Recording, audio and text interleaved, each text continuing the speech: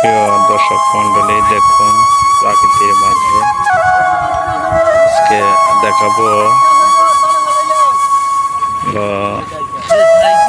বর্ষা এবং সূর্য অস্ত। এত সুন্দর একটা দৃশ্য ধারণ করতে পেরে আমি খুবই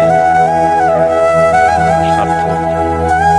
মনে হচ্ছে সাগর পাড়ে আমরা সাগর পাড়ে যেরকম প্রাকৃতিক দৃশ্য, লেকের পানিগুলো যেরকম ধীর বেগে রয়ে গেছে।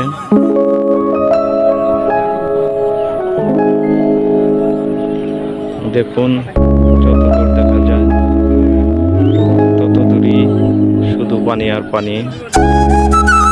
এ যেন প্রাকৃতির দান।